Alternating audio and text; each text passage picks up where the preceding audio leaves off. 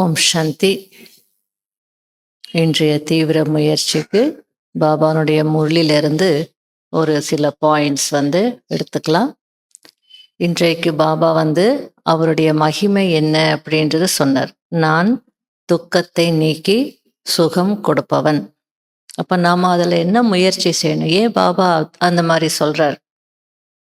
நான் யாருக்கும் துக்கம் கொடுக்கறதில்ல, நான் துக்கத்தை நீக்கி சுகம் கொடுக்கக்கூடியவன் அப்படின்னு சொல்லும் போது இன்றைக்கு நாள் முழுவதும் நாம் அந்த முயற்சி செய்யணும்.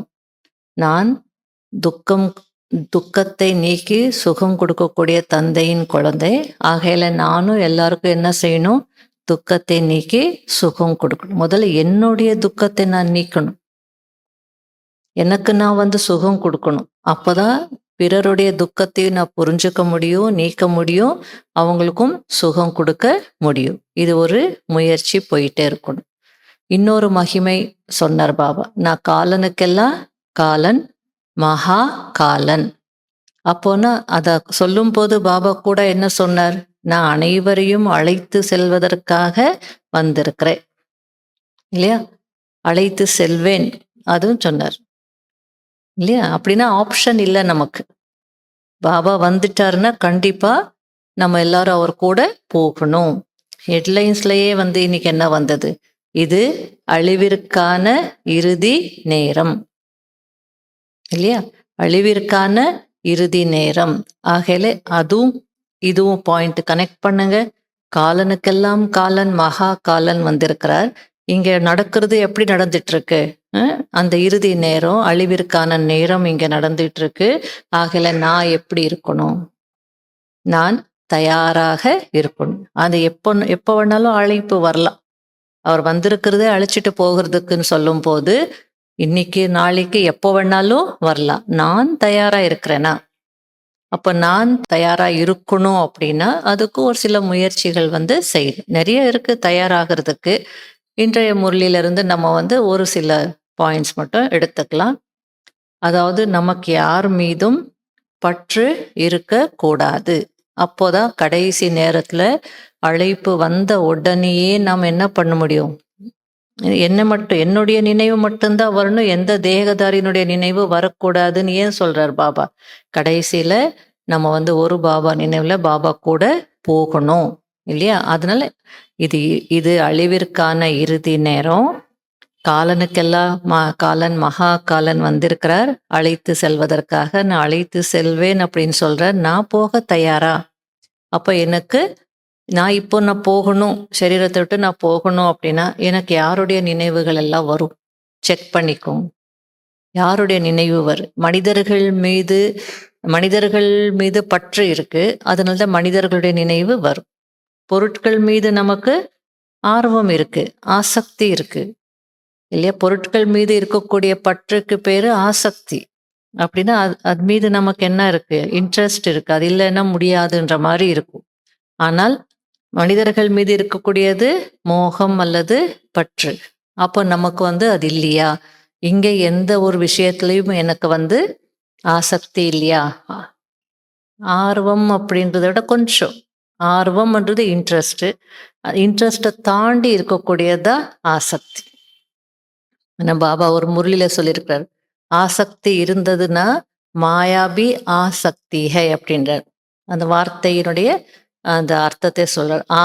சக்தி அப்படின்னா நமக்கு அதுல ரொம்ப ஈடுபாடு அதிகமா இருந்தது, ஆர்வம் அதிகமா இருந்ததுன்னா மாயா அதுலதான் நமக்கு வரும். அதனால ரொம்ப கவனமா இருக்கணும். இல்ல கடைசி நேரத்துல எத்தனையோ ஸ்டோரிஸ் யஜ்யத்துல சொல்லியிருக்காங்க இல்லையா? கடைசி நேரத்துல அந்த பானிபூரி ஞாபகம் வந்துச்சு, அது வாயில வைக்கும் போது அவங்க சரீரத்தை விட்டாங்க, எவ்வளோ இருக்கு இல்லையா? அதனால நம்ம உணவு விஷயங்கள்ல அல்லது சுவை டேஸ்ட்ல எனக்கு ரொம்ப ஆசக்தி இருக்கா அப்படின்றத பார்க்கணும். ஏன்னா நீங்கெல்லாம் இன்னும் பெக்கரி பார்ட் பார்த்ததில்லை. பெக்கரி பார்ட்ல என்ன கிடைச்சது எல்லாருக்கும்? காஞ்சி போன ரொட்டி, மோர். அந்த ரொட்டியை துண்டை மோர்ல ஊற போட்டு சாப்பிடணும். அப்படியே சாப்பிட முடியுது. குளிருக்கு அந்த சுட சுட சாப்பிட்டா கூட பரவாயில்ல, குளிருக்கு அந்த சப்பாத்தி கூட என்ன ஆயிடுது? அப்படியே வெரைட்டி மாதிரி ஆயிடும் இல்லையா? அது மோர்ல ஊற வச்சு சாப்பிட்டாங்க. எந்த நிலைமை யாருக்கு வரும் அப்படின்னு சொல்ல முடியாது. தயாரா நாம இருக்கிறோமா? ஒரு வேளை சாப்பாடு கிடைச்சாலும் தயாரா இருக்கிறோமா? இந்த மாரி பெக்கரி பார்ட்டுக்கு நம்ம தயாரா இருக்கிறோமா? இதெல்லாம் நம்ம உள்ளுக்குள்ளேயே செய்ய வேண்டிய முயற்சி. குப்தமா நம்ம செய்ய வேண்டிய முயற்சி. அப்போதான் அந்த நமக்கு எதெதன் மீதெல்லாம் ஆசக்தி இருக்குன்றது தெரியுது. அதான் உண்மையான சந்நியாசம் இல்லையா? 2 நாள் முன்னாடியோ என்னவோ சொன்னாங்க. சிஸ்டர் சொன்னாங்க. ஹரி பிரதர் சொன்னாரு. இது போல வாசல்ல யாரோ படுத்திருக்காங்க. காலையில வாசல் தெளிக்கும்போது, வாசல்ல யாரோ படுத்திருக்காங்க அப்படின்னு சிஸ்டர் ஹரிபாய்க்கு சொல்லி எழுப்ப சொல்லியிருக்கிறார். அவர் போய் எழுப்பியிருக்கிறார். அப்புறம் நமக்கு தெரிஞ்சவர் அவர் இல்லையா? அவர் எம்பிஏ படிச்சவரு இல்லையா? அவருடைய அந்த சர்டிஃபிகேட் கிழிச்சு போட்டு, அவருடைய ஆதார் கார்டை தூக்கி போட்டு, எரிச்சிட்டு, இங்க திருவண்ணாமலையில சன்னியாசி போல இருக்கிறார். அவர் ஏன் அங்க படுத்தார் அப்படின்றது சொல்றார். நைட்டு மலை சுத்தின சிஸ்டர், டயர்ட் ஆயிடுச்சு, ஏன்னா இங்க படுத்துட்டேன், நல்லா 2 ஹவர்ஸ் நல்லா தூங்கினேன்றார். அது பாருங்க, நமக்கு எவ்வளோ விஷயங்கள் நமக்கு வசதிகள், அந்த கன்வீனியன்ஸ் அப்படின்ற பேர்ல நமக்கு நிறைய தேவைப்படுது. ஆனா அவர் நல்லா தூங்கினேன், 2 மணி நேரம் வாசல்ல நல்லா தூங்கினேன் அப்படின்றார். அப்போ நம்ம யோசிக்கணும். நம்மள பாபா நீங்க அந்த மாதிரி சன்னியாசி ஆகணும், ரோட்ல தூங்கணும் அப்படி சொல்லல. எதன் மீதும் நமக்கு அந்த டிபெண்டன்சி இருக்க கூடாது. இது இருந்தால்தான் அது இருந்தால் ஹெல்த் வைஸ் சில நேரத்துல சில விஷயங்கள் தேவைப்படுது, ஓகே. ஆனா ஆடம்பரத்துக்காகவோ அல்லது எல்லாரும் யூஸ் பண்றாங்க நாமளும் யூஸ் பண்ணணும், அந்த வசதிகள் நமக்கும் இருக்கணும் அப்படின்லாம் நமக்கு வரவே கூடாது. ஆகையால நமக்கு வேணுமா, நமக்கு ஏத்த மாதிரி அந்த வசதிக்கு ஏத்த, நம்முடைய ஹெல்த்துக்கு ஏத்த மாதிரி அந்த வசதி தேவை அப்படின்னா ஓகே. கன்வீனியன்ஸ் அல்லது வசதிகள், சுவிதாயே அப்படின்னு சொல்லுவாங்க ஹிந்தியில. ஆனா மற்றபடி ஆசை நமக்கு அதுல இருக்கக்கூடாது. அந்த மாதிரி நம்ம பற்றற்றவர்களாக இருக்கணும். அப்போதான் நம்ம வீட்டுக்கு போக முடியும். அப்போ இன்னைக்கு நான் சரீரத்தை விட்டேன்னா, இன்னைக்கு எனக்கு அழைப்பு வந்ததுன்னா, எனக்கு எதன் மீதெல்லாம் பற்று இருக்கு, எதன் மீதெல்லாம் அந்த ஆசக்தி இருக்குன்னு சொல்லிட்டு பார்த்துக்கோங்க, செக் பண்ணுங்க. அப்போதான் நான் போகிறதுக்கு தயாராக நான் இருப்பேன். அதுக்கு அடுத்தது பாபா சொன்ன நல்ல அழகான வார்த்தை எனக்கு பிடிச்சது, அலௌகீக உள்ளுணர்வு. அது ரொம்ப உயர்ந்த வார்த்தை, ரொம்ப ஆழமான வார்த்தை, முயற்சிக்கு மிகவும் தேவையான வார்த்தை. நம்ம லௌகீக ஒரு பக்கம் இருக்கு. உலகத்துல எல்லாரும் எப்படி இருக்காங்க? லௌகீக வாழ்க்கை வாழ்ந்துட்டு இருக்காங்க, லௌகீகமா இருக்காங்க. இப்ப இங்கிருந்து நாம எங்க போகணும்? பாரலௌகீகத்துக்கு போகணும், பரந்தாமத்திற்கு போகணும். லௌகீகத்துல இருந்து அப்படியே பாரலௌகீகத்திற்கு போயிட முடியாது. ஆகையில இடையில பாபா நமக்கு ஒரு ஸ்பேஸ் கொடுத்துருக்கிறார். அதுக்குதான் பேரு அலௌகீகம். அப்படின்னா நாமளும் சாப்பிட்றோம், நாமளும் பேசுறோம், நாமளும் எல்லா இடங்களுக்கும் போறோம். பட் உள்ளுணர்வு எப்படி இருக்கணும்? அலௌகீகமானதாக இருக்கணும். அலௌகீகம் அப்படின்னா என்ன? அடிக்கடி நான் இந்த எக்ஸாம்பிள் கொடுப்பேன். சத்தியம், அசத்தியம். சத்தியம் அப்படின்னா உண்மை, அசத்தியம் அப்படின்னா பொய். அப்படி ஒண்ணு சேர்த்துட்டா அதுக்கு ஆப்போசிட். அப்ப லௌகீகம் என்ன தெரியும்? தேக உணர்வு, மற்ற விஷயங்கள், விகாரங்கள், இதெல்லாம் லௌகீகம். அலௌகீகம் அப்படின்றது விகாரமற்ற நிலை, தேக உணர்வு அற்ற நிலை, சுயநலமற்ற நிலை. அப்போ வாழ்ந்துட்டு இருந்தாலும், சாப்பிட்டுட்டு இருந்தாலும், எல்லா விவகாரங்கள் செய்துட்டு இருந்தாலும் நம்ம எப்படி இருக்கணும்? பாபா என்ன சொன்னார்? அன்பானவராகவும் விடுபட்டவராகவும் இருக்கணும். இதுதான் அலௌகீக நிலை அப்படின்னு சொன்னார்.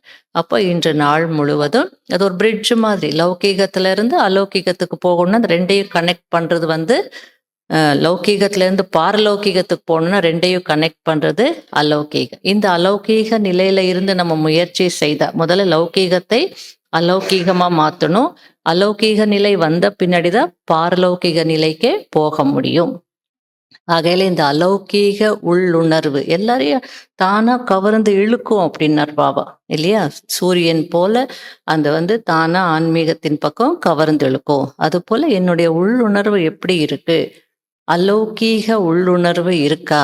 அந்த உள்ளுணர்வு அலௌகீகமானதாக இருந்ததுன்னா பார்வை, பேச்சு, செயல் எல்லாமே எப்படி இருக்கும்? அலௌகீகமாக இருக்கும். அதனால் ஆன்மீகமானதாக இருக்கும். அதனால் அந்த அலௌகீகத்துக்கு கூட நம்ம ரொம்ப முக்கியத்துவம் கொடுக்கணும். அதே நேரத்தில் அவ்வியக்த இஷாரால ஒற்றுமை பற்றி சொல்லும்போது என்ன சொன்னார்? 2 விஷயங்கள் வேணும். ஒன்று நிமித்தம், ஒன்று பணிவு, இல்லையா? ஆகையால இன்று நாள் முழுவதும் நீங்கள் எந்த காரியம் செய்தாலும் நான் நிமித்தமாக இருக்கிறேன்.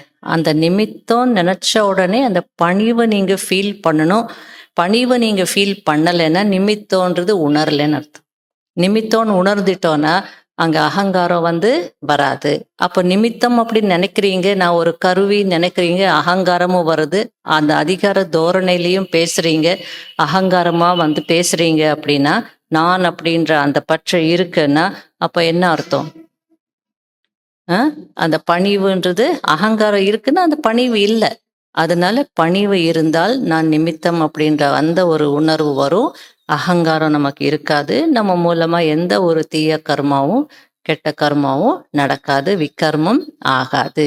அதனால இதுக்கு நிமித்தம் நிர்மான், அதுக்கும் நம்ம முக்கியத்துவம் இன்றைக்கு கொடுக்கணும்.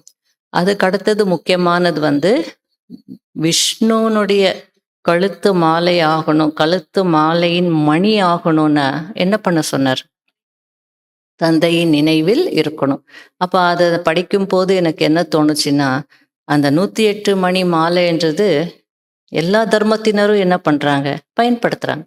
இந்துஸ் மட்டும் இல்லை, முஸ்லிம்ஸும் அந்த மாலையை வைக்கிறாங்க. இன்னைக்கு பாபா பாதிரியார்கள் பத்தி சொன்னாலே, ஃபாதர்ஸும் என்ன பண்றாங்க? அந்த மாலையை உருட்டுறாங்க.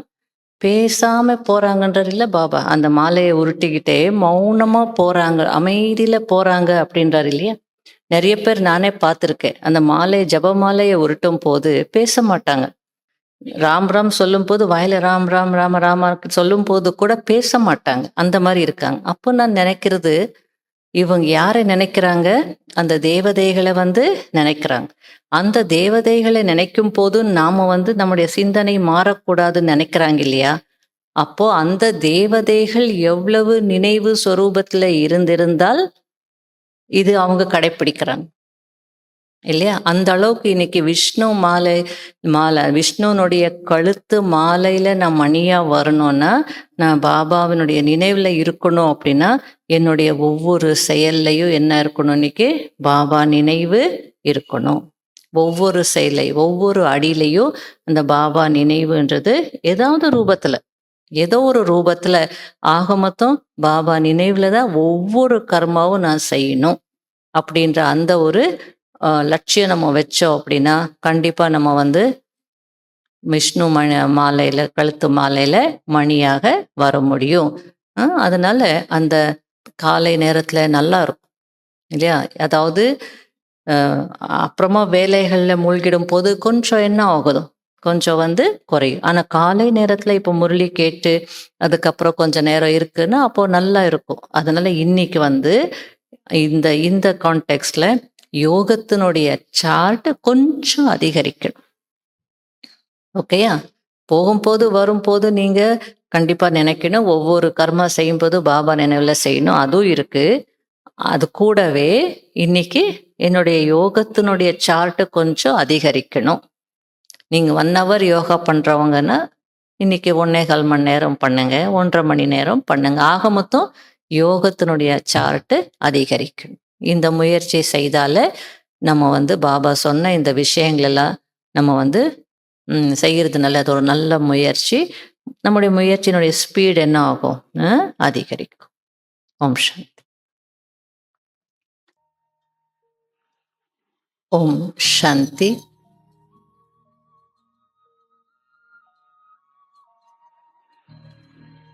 நான் தந்தைக்கு சமமான துக்கத்தை நீக்கி சுகம் கொடுக்கக்கூடிய ஆத்மா. இன்று நாள் முழுவதும் தனக்குத்தானே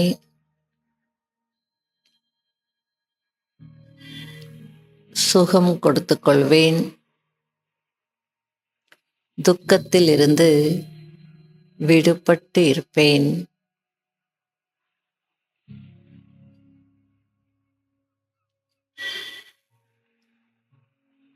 சுய சேவைதான் விஸ்வ சேவைக்கு ஆதாரம். எனவே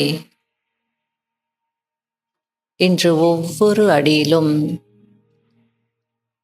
ஒவ்வொரு கர்மம் செய்யும் போதும் பாபாவின் நினைவில் செய்வேன். விஷ்ணு மாலையில் மணியாகுவதற்கு இன்று நினைவினுடைய சார்ட்டை அதிகரிப்பேன். நினைவு சொரூபமாக இருப்பேன்.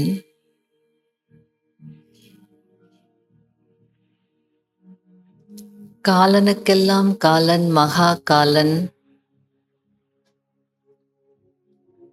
அனைவரையும் அழைத்து செல்வதற்காக வந்திருக்கிறேன், அழைத்து செல்வேன் என்று பாபா கூறுகிறார் என்றால், இன்று நாள் முழுவதும் நான் பாபாவுடன் செல்வதற்கு தயாராக இருப்பேன்.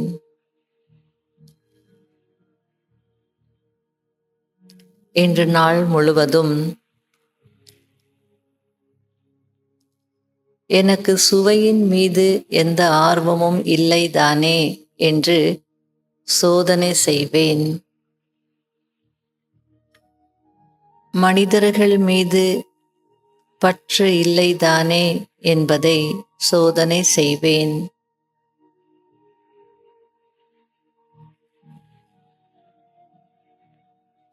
இது அழிவிற்கான இறுதி நேரம் என்பதை புத்தியில் வைத்து அனைத்தையும் பார்ப்பேன்.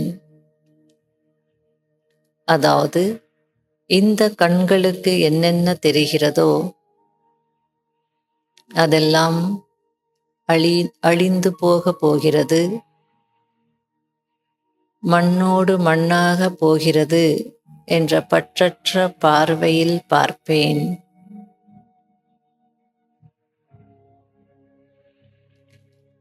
அலௌகீக உள்ளுணர்வில் இருந்து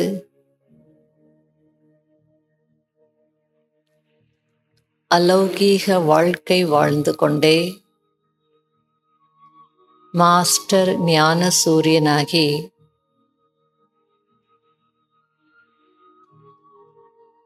அனைவரையும் ஆன்மீக கவர்ச்சியில் இருப்பேன்.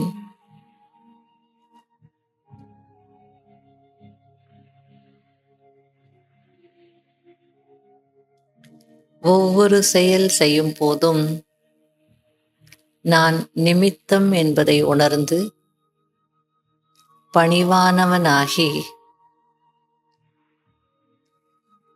பாபாவின் நினைவில் செய்து வெற்றி அடைவேன்.